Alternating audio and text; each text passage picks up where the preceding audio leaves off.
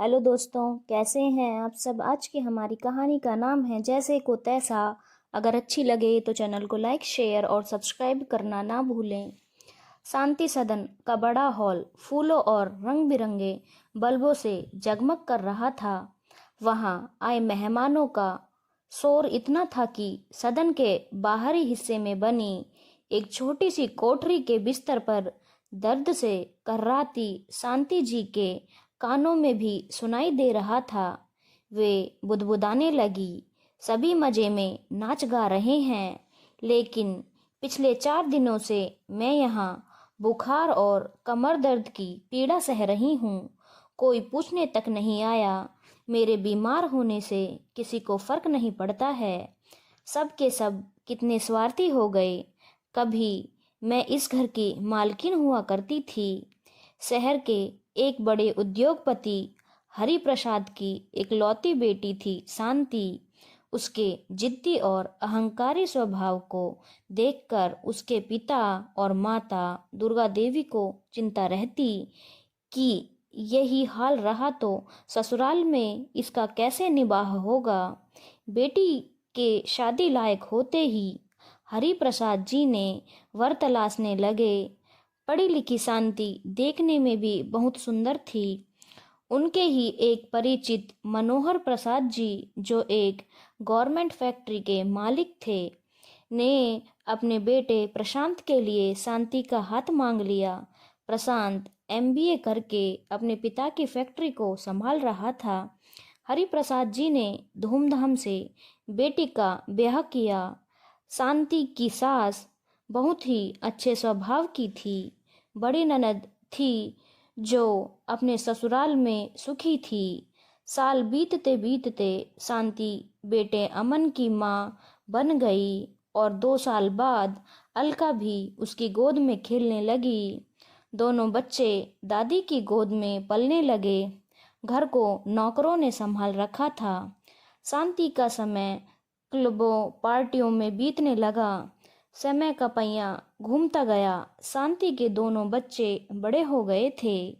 एक दिन अचानक श्याम बाबू को दिल का दौरा पड़ा और वे ईश्वर को प्यारे हो गए। उसके बाद से शांति को अपनी सास आंखों में खटकने लगी। शांति ने बेटी की शादी तय की। विवाह के कुछ दिनों पहले ही उसकी सास बाथरूम में फिसल गई थी। उन्हें पूरा आराम करना था, लेकिन पोती की शादी तो सिर पर थी। उन्होंने प्रशांत से कहा कि मैं तो बीमार हूँ, शादी की तारीख आगे बढ़ा दें तो मैं भी अलका के विवाह में हरगिज नहीं, आप नहीं चल सकती हैं, ये तो आपकी प्रॉब्लम है। शांति तपाक से बोली तो उसकी सास की आंखें भर आईं। उन्होंने पूछा, क्या मेरे बीमार रहने से किसी को फर्क नहीं पड़ता है? क्यों फर्क पड़ेगा? प्रशांत वहां रहकर भी पत्नी के खिलाफ नहीं जा सका। बीमार हालत में ही अपनी सास को अकेला छोड़कर शांति ने मुंबई जाकर अपनी बेटी की शादी कर दी।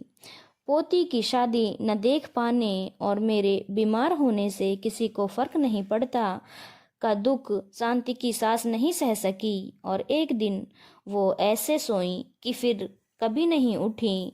अच्छी लड़की देखकर शांति जी ने अमन का भी विवाह कर दिया। बहू उर्मी उनके जैसी ही सुंदर और स्मार्ट थी।